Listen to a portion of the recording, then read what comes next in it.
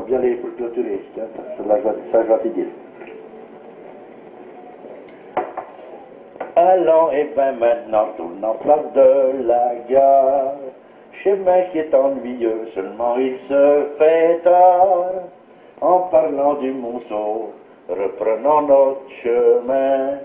Et tous avec entrain, attaquons donc ce gai refrain. Vive donc les gueules noires, vive le vieux pays noir. Le Monceau est une merveille, il n'y en a pas de pareil. Le Monceau est un pays charmant, avec ses taxis, son sens unique, son pont tournant. Tout ça y est des trucs épatants, qui sont bien pratiques vraiment. Je suis bien certain qu'il n'y a rien de si beau. La rue des Oiseaux, la rue Carnot et les cabines qui sont là-bas vers l'étang du Plessis. Monceau-les-Mines, y est un vrai paradis. Mais il est vieux parce qu'il n'existe plus. Les cabines, le pont tournant, il n'existe plus. Et il y a des chansons du Monceau.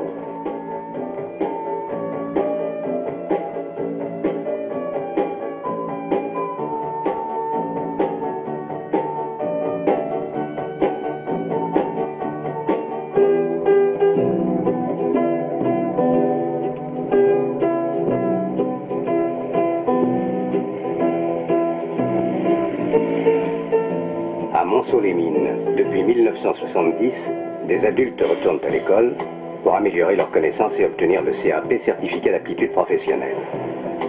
Ils suivent des cycles de formation organisés par le CEPS, Centre d'éducation permanente et de promotion sociale, du lycée technique de Monceau-les-Mines.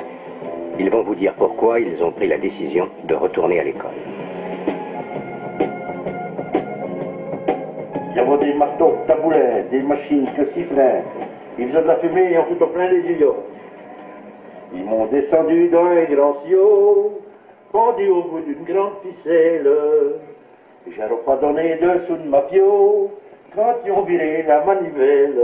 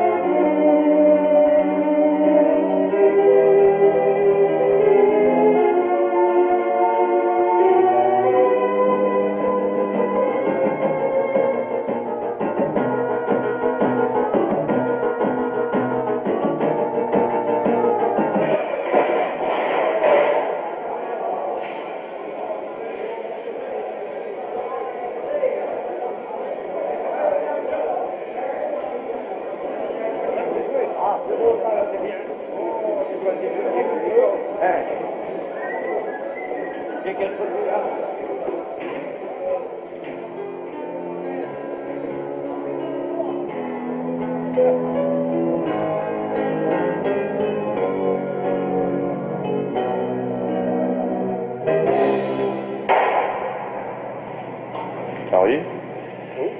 Ce geste que vous venez de faire, vous l'avez fait combien de fois dans votre vie déjà? Ça fait déjà 17 ans que je fais ce même geste. 17 ans? 17 ans, oui.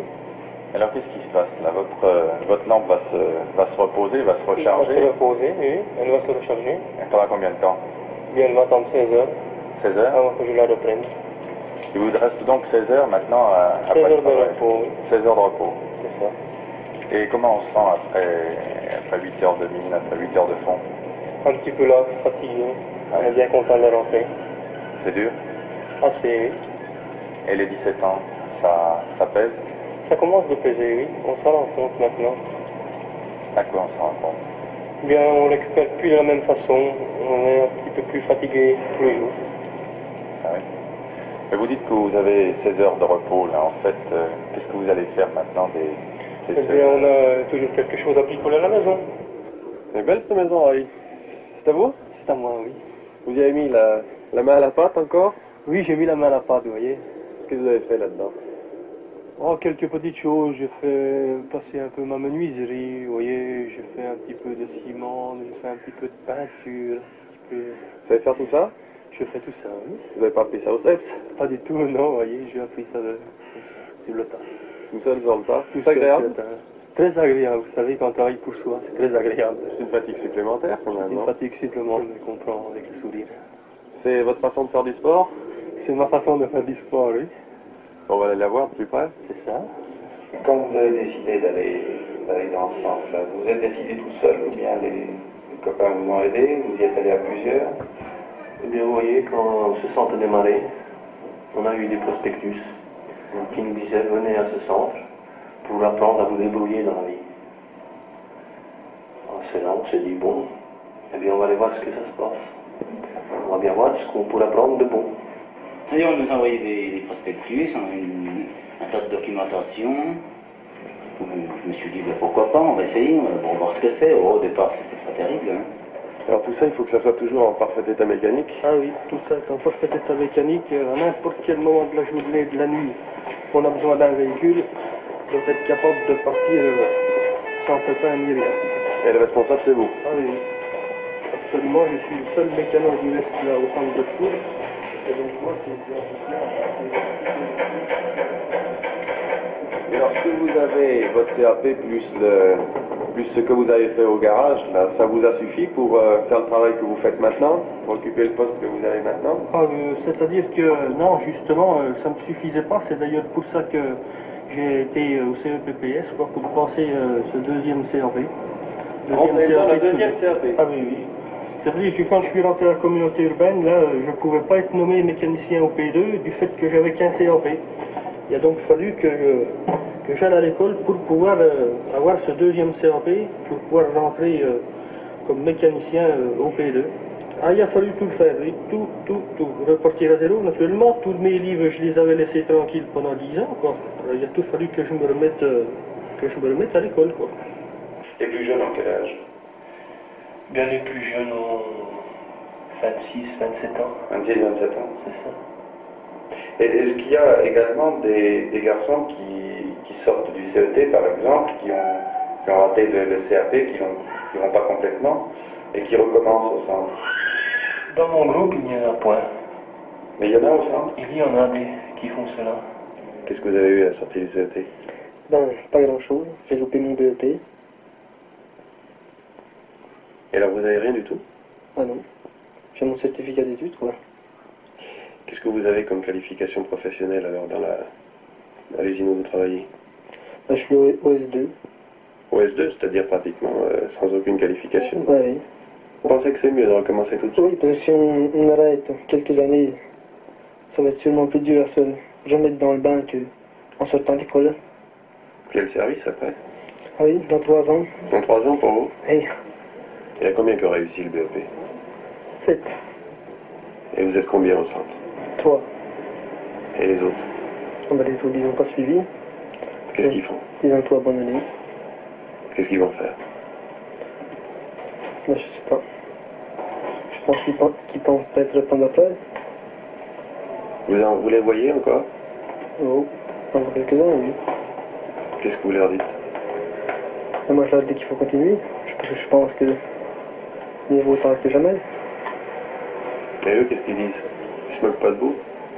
Oh non, non, pas de nous, parce que... Mais c'est peut-être un peu pas assez de courage, bien sûr, c'est dur. Après un poste, il faut tourner 2 heures en cours. C'est dur, mais... Maintenant, dans la vie, il faut... Sans examen, c'est quand même dur à arriver. Avec quel âge quand vous aurez le CAP? Ben, j'aurai 35 ans passés. Ouais. Alors on peut passer un CAP à 35 ans, même si on a le niveau de... Si on a le certificat d'études en tout et pour tout? Ah oui, bien sûr. Il suffit de vouloir, quoi. Il suffit de vouloir, ben, c'est facile à dire ça, mais il faut beaucoup d'efforts, non? Ben, il faut beaucoup d'efforts, oui, quand même. Mais enfin, quand on veut aboutir à quelque chose, il faut quand même travailler, alors. J'arrive à 23 ans, je crois que j'ai besoin quand même de quelque chose pour rassurer. Mais vous dites j'arrive à 33 ans comme si on était vieux à 33 ans. Enfin, vous avez un mari jeune, Christiane? Oui, bien sûr, mais enfin, c'est quand même temps de songer, s'assurer l'avenir, se préparer déjà. Que plus tard, le temps passe vite et on s'aperçoit d'un seul coup qu'on arrive à 40 ans et puis qu'on n'a rien préparé, alors là, j'ai dépensé à temps. Faut y penser à partir de quel âge? Je devais penser dès 20 ans, dès le départ. Moi, je crois qu'à 20 ans, pratiquement tout est possible. Qui viendrait maintenant à l'idée de partir en voiture sans roue de secours? Et alors, je ne comprends pas pourquoi un jeune à 20 ans ne va pas se lancer dans la vie sans avoir lui aussi sa roue de secours. Et c'est ça la formation.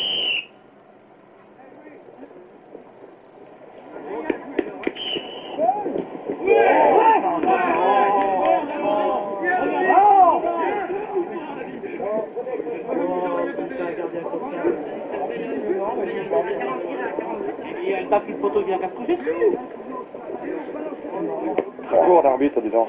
Ben oui, c'est-à-dire qu'il faut courir pour suivre l'action le plus près possible. Vraiment, c'est un cas de flagrant, c'est toujours embêtant, et une discussion et tout ça, c'est pas grave, il faut que ça soit clair et net. Vous n'êtes pas professionnel, l'arbitre? Qu'est-ce que vous faites la semaine? Ah bien, je fais comme tout le monde, je travaille. Robert, c'est l'arbitre, c'est l'adulte en formation au centre de promotion sociale ou c'est le mineur que j'entends plus loin? Ben, c'est les trois à la fois.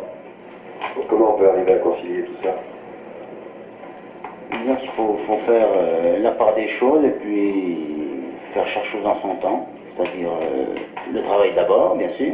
Ça, c'est une obligation, il faut bien servir la famille. Il faut la détente ensuite, puis il faut passer à l'avenir encore, par-dessus le marché. Est-ce que l'adulte qui veut se former doit être absolument un héros de la formation continue ou... Ah non, absolument pas. Non. C'est pas du tout ça. Il faut vraiment y penser, mais il ne faut pas faire que ça. À quoi vous occupez vos loisirs finalement maintenant? Enfin, le peu qui vous reste, parce que... Ce qui nous reste, pour les enfants.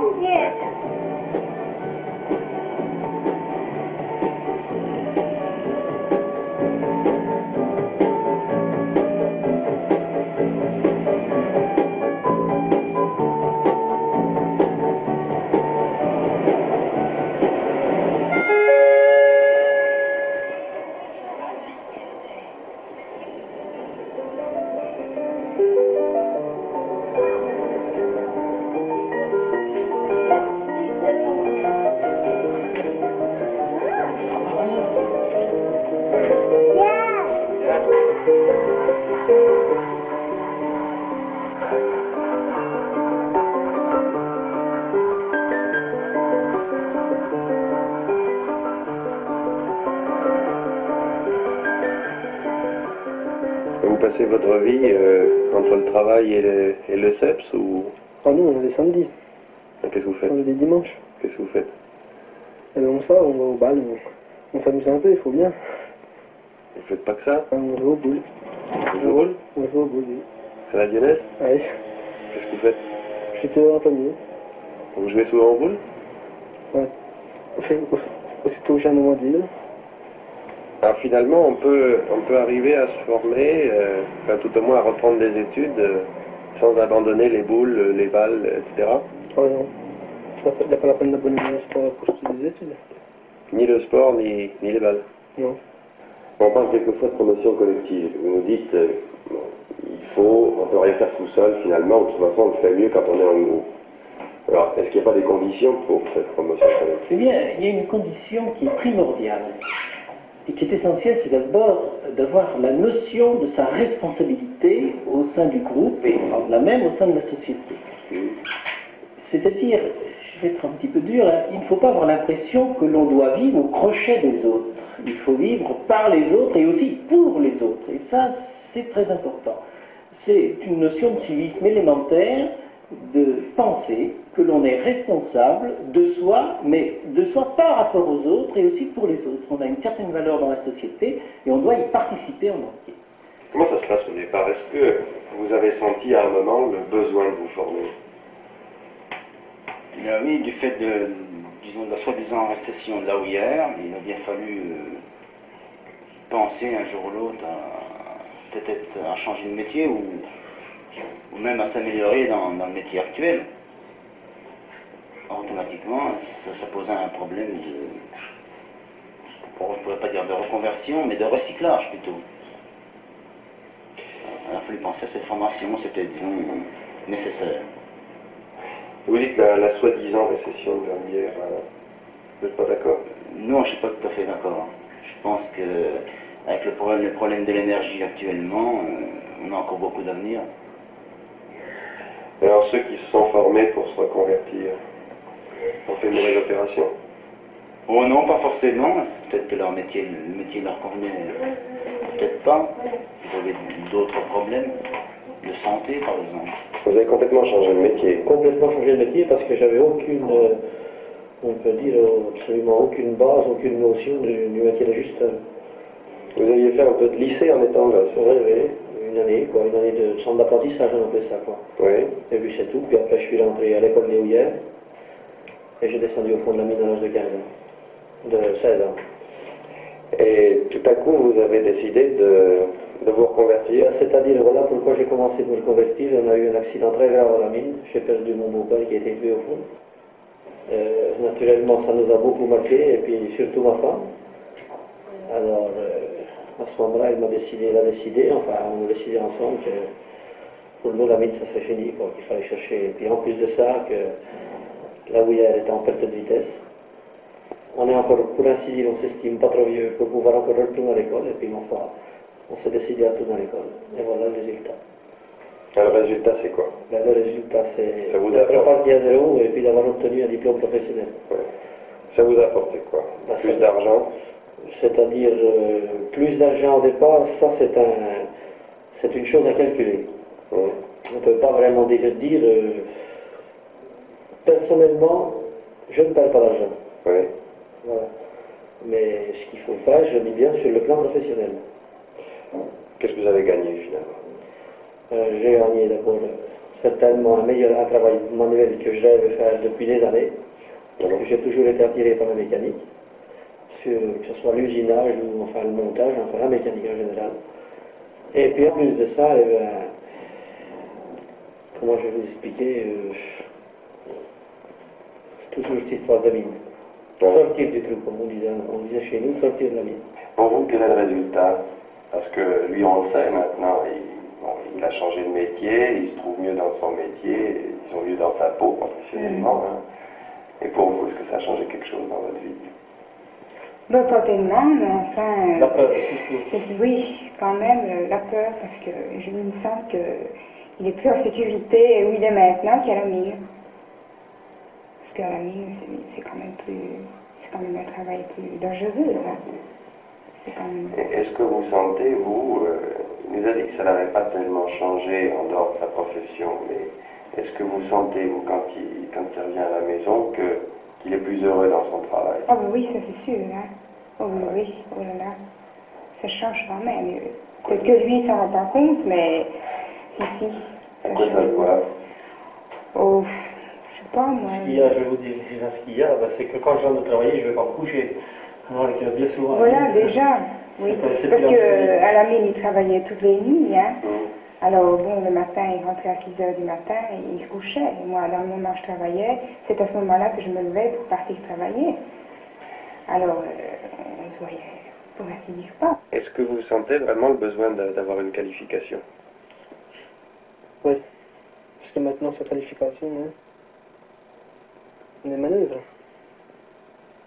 Si vous suiviez pas les cours du centre et si vous n'aviez pas déjà passé disons le CAP, même le BEP, pardon, même si vous l'avez raté, enfin vous resteriez pas au S2 de toute façon. Vous n'auriez pas. Non. Oh non, c'est une vie. Cette formation, vous avez beaucoup, vous avez passé le CAP. Oui, j'ai passé le CAP. Bon, mais je me suis laissé dire que vous continuiez. Oui, j'ai pris un perfectionnement en automatisme. Parce que je considère qu'un électricien, disons, d'avenir, ne peut pas oublier l'évolution de la technique, c'est-à-dire l'automatisme. C'est vraiment nécessaire, c'est un complément à un CAP d'électricien. Alors l'éducation permanente, pour vous, c'est vraiment quelque chose qui ne s'arrête pas? Vous allez continuer encore après? Oh, je pense pas, il faudrait s'arrêter un jour. On ne va pas être écolier jusqu'à la retraite quand même. Il faudrait un jour s'arrêter. Au départ, je savais tout à fait, le premier jour de l'inscription au CEPPS, je savais que j'allais vers un diplôme de mécanique en option A. Donc, Pour avoir une idée au départ. Voilà, j'avais une idée, et le premier jour, je savais, quand j'ai eu les inscriptions, j'ai rempli la feuille, je savais ce que je voulais faire et dans lequel but j'allais. Et est-ce que on se forme, on doit se perfectionner, d'après vous, uniquement si on est obligé de se reconvertir? Non, non, non, absolument pas. La formation professionnelle, la formation permanente n'est pas faite dans ce but-là. Hein. La formation, c'est pas une... Moi, j'ai choisi ce truc-là pour la conversion. Est-ce que ça vous apportait autre chose que la reconversion? Oh, ben oui, ça naturellement. Hein. Parce que, écoutez, voir au départ, je n'aurais jamais pensé, d'abord au départ, vu le niveau des cours, que je serais arrivé au bout. Est-ce que vous êtes un autre homme? C'est-à-dire, est-ce qu'en dehors des nouvelles qualifications professionnelles que vous avez, est-ce qu'il y a des choses que vous faites que vous ne faisiez pas avant? Ben, c'est-à-dire dans le métier, oui. Et en dehors du métier? Oh non, je n'ai pas changé. L'école, c'est la maîtresse, c'est le maître qui est sévère, qui est sur un bureau, qui est un petit peu, si vous voulez, le maître fouettard.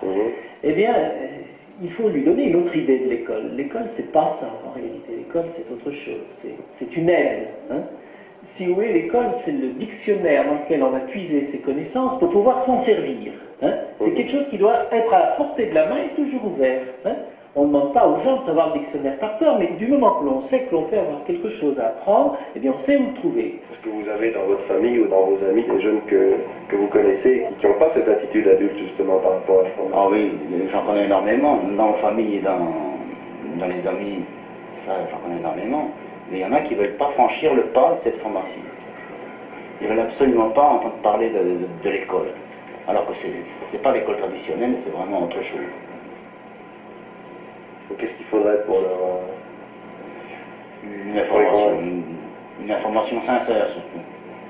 Bon, leur montrer que la formation permanente, c'est pas l'école primaire, c'est pas le CET. Au CET, on s'en fiche un petit peu, hein. Tandis que là, on travaille quand même pour nous, on sait que c'est pour nous, les études. C'est tout à fait différent. Et d'un seul coup, comme ça, vous avez pu d'une année à l'autre changer complètement d'avis? Ah bah oui, parce que c'est qu'au moment où on commence à travailler qu'on s'en aperçoit. Si j'avais mon BEP, je n'en serais peut-être pas là. On a vraiment l'impression de retourner à l'école quand on va au centre? Non. Nous, on appelle ça l'école parce qu'on emploie le terme des gosses. Oui. Parce qu'on se fait un petit peu chahuter par les enfants, par la maison, papa retourne à l'école. Mais pour nous, c'est pas l'école. Ça devient presque un plaisir. Quand on est dans l'engrenage, on ne peut plus s'en aller. Et Laurent, il le sait que vous retournez au centre pour continuer à apprendre? C'est ça, il le sait. Alors il se demande ce que je vais faire, il me demande des fois si j'ai une récréation, si je vais m'amuser petit comme ça. Ah oui. Et il voit son école, alors il pense que je fais la même chose. Vous êtes nombreux? On est 11. Ben c'est plus ou c'est moins que vous étiez au CET? Ah ben c'est moins. Au CET, on était 28. Ah bon. C'était moins bien? Oui, c'était moins bien. Qu'est-ce qui était moins bien? Ah ben, au CET, c'était l'école. Il y avait le professeur, on était tenu à faire ce qu'il nous disait. Et là, il n'y a plus d'école? Ah ben non, c'est pas vraiment de l'école. C'est de l'école adulte. Le professeur devient presque un élève. Nous avons un professeur qui est là pour nous guider. C'est nous-mêmes qui découvrons le travail. C'est nous-mêmes, c'est lui qui le guide. Il intervient comme un moment critique pour nous expliquer et pour nous mettre sur la bonne voie. Parce que ce qu'on a connu quelquefois à l'école ou au collège, c'est... Il y en a quelquefois de l'amitié pour un professeur, mais c'est un petit peu l'amitié qu'on a pour son père. C'est pas la même chose, là. Pas du tout. C'est un copain. Ben, ça devient des copains parce que ces gens-là, ils sont comme nous. Ils sont dans l'engrenage du CEPPS. Et puis on a l'impression, au départ, ils nous ont tellement mis à l'aise qu'on n'a pas l'impression d'avoir un professeur devant nous. On discute des choses, des cours, tout, et puis certaines fois dans la discussion, ben, ma foi, on change un peu le sujet. Oui. Alors là, c'est pas véritablement l'école, parce que si c'était véritablement l'école, eh ben, ça ne tiendrait pas. Quelle est la différence essentielle, à votre avis, entre le centre, entre le CEPPS et l'école en général? la liberté déjà. On est beaucoup plus libre de dire, aussitôt qu'on n'a pas compris une chose, on arrête tout de suite. Tandis qu'à l'école, on ne pouvait pas quand même se permettre. Étant donné qu'on était 28, si à chaque fois on était obligé de recommencer tout, on n'aurait pas l'idée. Pendant les cours, c'était agréable plutôt, parce qu'on était avec des gens d'abord qu'on connaissait pour la plupart, et puis les professeurs nous mettaient dans l'ambiance, tout d'abord, et puis au bout de quelques séances, on se faisait plutôt des copains. Les relations étaient vraiment rapprochées, c'était vraiment des copains. On n'était plus du tout comme à l'école primaire, le maître d'un côté, les élèves de l'autre, c'était plus ça. Il n'y a aucune discipline. Vous travaillez par vous-même, vous travaillez pour vous. On ne vous oblige pas de faire ceci ou cela. Par la suite, on est obligé d'y revenir. Mais vous voyez, un jour que vous êtes plus ou moins disposé, vous ne le faites pas, vous le laissez. Personne ne vous dit rien? Personne ne nous dit rien. Mais c'est pas pour cette raison qu'on nous laisse faire, qu'on passe sur cette chose. On y vient tout doucement. Ah oui. Mais alors, comment ça se passe? Alors, c'est vous et puis vos 7 ou 8 collègues là, qui décidez ce que vous allez faire tel jour? Bien, vous savez, au départ, on n'a aucun programme. Comme en mécanique auto, on se penchait sur un moteur, mais c'est par la suite qu'on a vu qu'on avait quelques petites difficultés. Alors c'est là que notre professeur s'approchait de nous, puis il nous faisait cette partie théorique qui nous manquait. Tandis que si c'était l'éducation nationale, on passait d'abord par cette théorie, qui est des fois bien ennuyeuse pour une personne. Ça vous paraît mieux comme méthode? C'est bien mieux. Pour le temps, c'est-à-dire que par exemple, est-ce que vous vous dites il faut qu'on ait fini dans 6 mois? Pas du tout. C'est le formateur qui voit avec l'animateur et les auditeurs si on peut arrêter ou si on doit continuer. Ah bon? Par exemple, en mécanique auto, on a terminé une année, on a recommencé l'année après. C'est bien? C'est très bien. Il faut que toute l'équipe, vous voyez, ça se passe en équipe. Il faut que toute l'équipe soit prête à sortir ensemble. On rentre ensemble, on sort ensemble. Vous êtes arrivé au bout du système, puisqu'on vous a vu avec vos collègues là, dans le journal, vous étiez photographié. Oui. C'était la première promotion qui sortait du centre. Oui, c'était la première fois qu'on donnait des CAP. C'était pas la première fois qu'on donnait des CAP tout de même? Des CAP par unité capitalisable. Ah bon. Vous pourriez nous expliquer un peu ce système, parce que c'est assez particulier par rapport aux autres CAP. C'est-à-dire qu'on fait ça par unité. Oui. Alors, le programme du CAP est fait en plusieurs unités, disons par exemple français, mathématiques, électricité générale, technologie, il y en avait 9 comme ça. Alors on peut choisir l'ordre, il n'y a pas d'ordre bien défini, on peut choisir l'ordre. Ou alors on peut, par exemple, celui qui se sent capable dans une unité quelconque, peut demander un petit examen, ce qu'on appelle un contrôle direct. Alors pour vous, comment ça s'est passé? Vous avez commencé il y a combien de temps? J'ai commencé au début de la formation permanente, à l'ouverture, tout à fait à l'ouverture, le 6 mars 70. Oui. Alors on a débuté par une unité de mécanisme technologie, oui, qui s'est parfois bien passée, mais naturellement que par la suite on a trouvé beaucoup de choses à modifier sur cette unité, parce que surtout pour nous qui on peut appeler les anciens maintenant, il y avait beaucoup de choses à changer dans cette unité.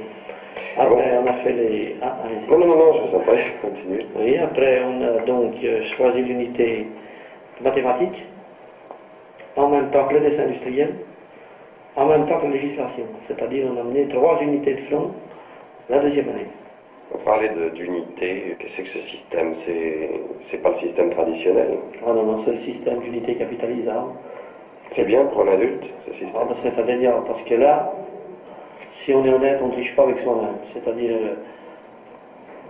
on fait son unité, on la prévoit, il y a un petit planning de travail qui vous permet de réaliser l'unité soit dans 6 mois, soit dans 1 an. Si au bout d'1 an, on estime personnellement qu'on n'a pas acquis ce qu'il fallait pour pouvoir avoir l'unité, on continue. Et si au bout de 6 mois, vous pensez être au niveau, vous pouvez demander à ce moment-là, si on estime qu'on est au niveau, d'après le programme qui est établi, on demande un contrôle direct d'unité, et alors là, on passe un genre d'examen. qui reflète le niveau de l'unité de lui-même, et puis ma foi, si on obtient cet examen, ce contrôle direct, on nous délivre l'attestation. C'est vous qui choisissez au départ l'unité que vous allez préparer? Au départ, on choisissait les unités qui nous plaisaient. Ah bon? C'est ça. On a fait quelques erreurs au départ, parce qu'on s'est plus facilement rabattu sur un métier, oui, on a voulu toucher un petit peu aux machines, avant de passer sur ce point technique qui est indispensable. Alors vous avez attaqué par quelle discipline, enfin, par quelle matière? Bien, au départ, vous voyez, j'ai choisi la mécanique, et c'était la mécanique auto. Alors au départ, ce qui nous a plu dans cette mécanique, c'est qu'on pouvait toucher au moteur. Alors c'était formidable, parce qu'on pouvait démonter, remonter, voilà, ça c'était formidable. Et comment est-ce qu'on peut prendre plaisir à l'école? Parce qu'on s'aperçoit quand même qu'on découvre des choses pour soi-même, et puis là, dans ce qu'on prépare, dans l'idée qu'on prépare, pour obtenir le résultat qu'on cherchait. On s'était fixé, comme moi je m'étais fixé au départ un CAP, un diplôme. Alors j'allais en classe dans un but, enfin à l'école, dans un but bien précis. Mais alors on ne peut pas appeler ça véritablement l'école, parce que chacun travaille à sa vitesse, à son niveau, Avant les fins de course et avant individuellement ou collectivement. Ton placement du verrouillage électrique. Le verrouillage électrique, eh bien, c'est ça. Voilà. Hein, avant les bobines, toujours. Toujours avant. Oui, d'accord, c'est ça. On va essayer de se reporter 10 ans en arrière. Oui. Est-ce que vous feriez de la même façon? C'est difficile à dire. Est-ce qu'il y a des choses que vous recommenceriez, d'autres que vous ne recommenceriez pas? Oh, je pense que la plupart des choses, on fait telles qu'on les a faites.